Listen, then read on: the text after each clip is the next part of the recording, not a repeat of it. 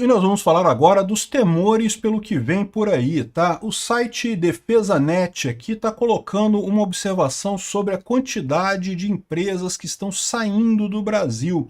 Grandes empresas que estão com planejamento de tirar a sede aqui do Brasil justamente para ficar menos marcadas dentro do Brasil, para ter menos coisa aqui no Brasil por medo de um colapso financeiro do país.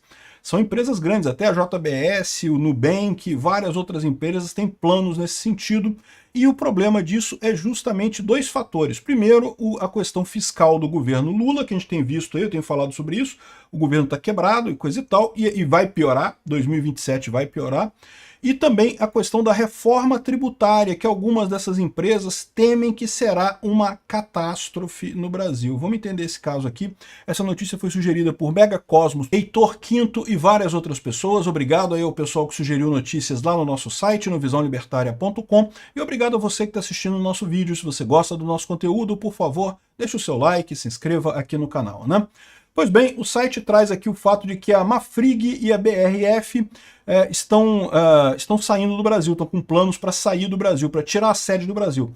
Tem fábricas aqui no Brasil. Tirar a fábrica do Brasil é mais complicado, mas você pode tirar toda a direção da empresa, pode colocar as ações no exterior, você pode trazer a administração para fora, e à medida que o tempo for passando, você diminui a sua pegada aqui no Brasil. É isso que tem feito muitas empresas, né?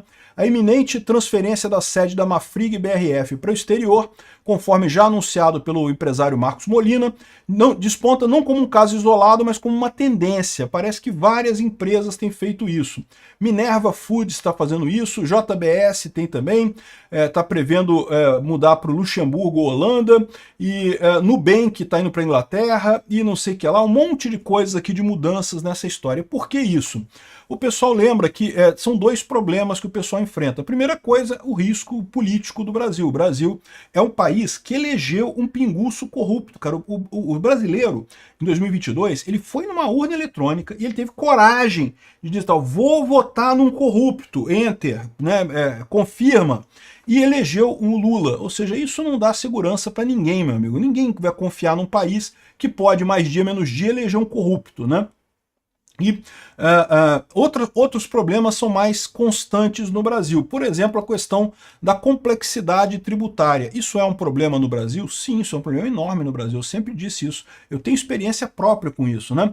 Aqui, ó, as corporações brasileiras gastam em média 1.500 horas por ano para cumprir suas obrigações fiscais, ou seja, imposto no Brasil não apenas é caro pra caramba, mas é complexo pra cacete. Tem um monte de documento, um monte de coisa que você tem que fazer. Essa tara que o brasileiro tem por legislação, não porque vamos fazer uma lei para resolver esse problema, né? E a lei não vai resolver o problema, no final das contas, mas fica a lei lá.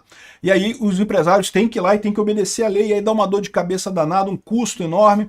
Aqui, ó, entre os membros da OCDE, que é o grupo dos países mais desenvolvidos, né, que tem práticas capitalistas de empresariado, de tributação, a média é de só 160 horas. Então é quase 10 vezes maior. O Brasil gasta-se 10 vezes mais do que isso. Cara, eu tenho uma experiência nessa área que é muito engraçada. Como vocês sabem, eu trabalhei muito tempo como consultor de segurança de sistemas, então eu avaliava a segurança de sistemas. Em determinado momento eu fui chamado para fazer a avaliação de um grande sistema de ERP. ERP são esses sistemas enormes de gestão de empresas. É só para empresa grande, tá? São sistemas que custam milhões e milhões de dólares. Não é um sistema que você compraria, que eu compraria, não. São empresas muito grandes. Também não é empresa pequenininha, não. A empresa tem só 10 lojas, não. É pequena demais para ter um ERP.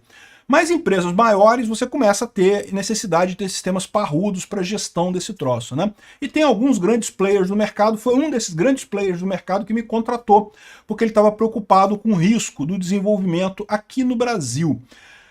O software dele é um software que é usado em 180 países do mundo, em todos os países do mundo. Tudo quanto é país do mundo usa o software do cara, né? Tem alguma empresa que usa lá nesses países. Então, como cada país do mundo tem uma legislação tributária diferente, o software tem que ser muito parametrizável. Tem um monte de parâmetro que você configura lá no software para fazer o cálculo de impostos. Então, o software deles é extremamente parametrizável.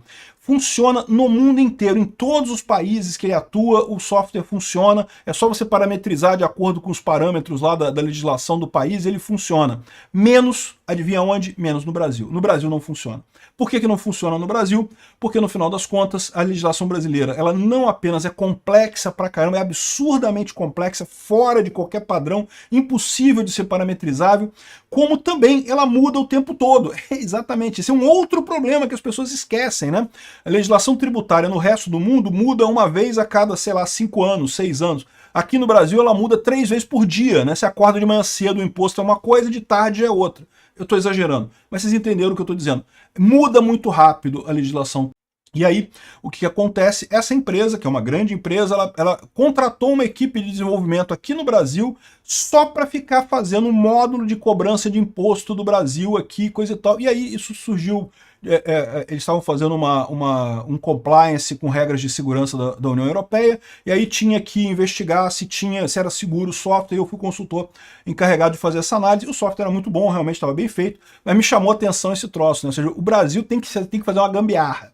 É a única empresa que tinha que fazer, o único país do mundo que precisava ter uma equipe para fazer o código tributário dos produtos nessa empresa, né? Mas enfim, e no final das contas é realmente muito complexo. Mas aí vem um outro problema que eles colocam aqui, que é o seguinte, que é o risco da reforma tributária.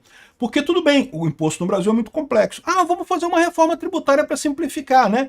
Cara, não, deixa quieto, bicho, para com isso, não faz reforma tributária, sempre piora, é inevitável, não tem reforma tributária que melhore, porque sempre começa a virar briga de grupos dentro do governo para todo mundo querer pegar mais dinheiro, no final das contas acaba aumentando o imposto e não simplificando nada. A reforma tributária supostamente é substituir 5 impostos por 2, né? Pô, bom, né? De 5 vai para 2, caiu ali, né? Agora já são 5 para 4. Ou seja, tirou um imposto só, mas mudou tudo, mudou toda a fórmula de cálculo. Então, de novo, você tem o fenômeno do imposto no Brasil, que não só é muito complexo e vai continuar muito complexo, porque são 4 impostos diferentes, ou seja, continuou praticamente a mesma coisa, como também mudou de novo, né? Mais uma mudança, e pior, uma mudança que vai garantir várias mudanças no tempo, porque você vai primeiro conviver os impostos antigos com os novos, e não sei o que lá. Esses deputados que votaram nesse troço são retardados mentais, cara, porque puta que pariu. Para eles é fácil, né? Ah, não, é só botar aqui, ó, aí fica 20% desses impostos atuais, depois bota mais esses 4 aqui. Não, mas é só durante um tempinho, durante 5 anos, para fazer a transição e não sei o que lá. Cara, sabe a quantidade de problema que pode dar isso? Sabe quanta insegurança jurídica que gera isso? Quanto potencial de dar merda tem nisso daí?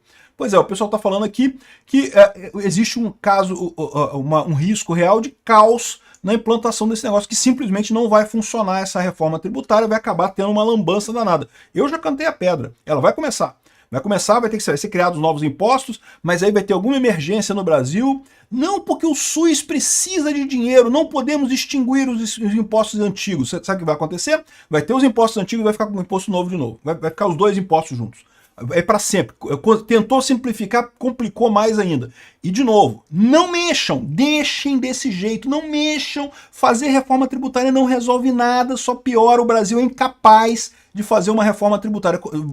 Vai continuar a empresa lá contratando gente aqui no Brasil para fazer o módulo dela para calcular o imposto. Vai ter que ser isso mesmo, não tem jeito. Não tem como melhorar, só piora. Então não mexe. Se mexer, piora, né? E aí, é lógico, as empresas estão começando a olhar para essa insanidade absoluta do Brasil, o Brasil quebrando com o Haddad. Cara, o Haddad, olha só o que o Haddad falou aqui, ó. Aqui, ó. Desabafo do Haddad. Vamos ouvir o desabafo do Haddad que saiu aqui na Globo News. Olha só o desabafo do Haddad. Eu tive o relato de que ele falou para uma pessoa que não importa Lula reeleito ou não, em 27 ele não será mais ministro da Fazenda. Tem... Que ele falou essa frase para uma pessoa. Só se gostasse muito de sofrer, né? O Haddad, deixa eu explicar para vocês, o Haddad falou que em 2027 ele não é ministro da Fazenda mais não. E se você acha que isso é uma coisa boa, porque quem sabe, né, se o Lula for reeleito, quem sabe, se o Lula não for reeleito, o Haddad não seria ministro da Fazenda de qualquer forma, né? Mas se o Lula for reeleito, o Haddad também não quer mais ser ministro da Fazenda. Aí você pode falar assim, não, que bom, de repente o Lula pega um outro ministro da Fazenda melhorzinho. Não, meu amigo, ele vai pegar pior, cara. Você tem alguma dúvida disso? Você tem alguma dúvida que ele vai pegar um cara mais chumbrega que o Haddad ainda? É lógico que vai. Vai botar o Portman lá, que inventa os números todos da economia, não precisa nem de economia nenhuma, né? Para de funcionar tudo, bota só os números do Portman, já é suficiente, né? Aqui, ó. E por que ele está falando isso, né? Porque, como diz aqui o pessoal, esse colapso, o colapso que está acontecendo esse ano, estava previsto para 2027, ou seja, o Haddad é um filho da puta. Ele cedeu tudo que o Lula queria, de forma que ele sabe que a economia está quebrada, que vai chegar 2027, vai ser ingovernável esse país, e aí ele vai deixar para o próximo. E pior, com a reforma tributária. Então vai acontecer aquilo que eu estou falando para você. Vai chegar 2027, o governo vai estar sem dinheiro, vai estar sem dinheiro para o SUS. Não podemos ficar sem o SUS. Ao invés, já sei, vamos manter os dois impostos, o imposto novo da reforma tributária e o imposto antigo continua também, porque aí você vai ter dinheiro para manter o SUS. É muito importante manter o SUS, não é? E pronto, e vai ser o que vai acontecer. Se tivesse empresa aqui no Brasil, já tinha picado a mula há muito tempo. Tá muito certo esse pessoal que está fazendo. Eles dizem que é um verdadeiro êxodo de empresas do Brasil. Tá muito certo.